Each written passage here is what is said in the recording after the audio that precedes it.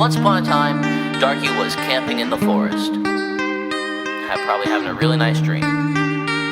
And the sun started to rise, and he woke up to the sight of a beam of light coming through his tent. And he couldn't wait to see what was outside. I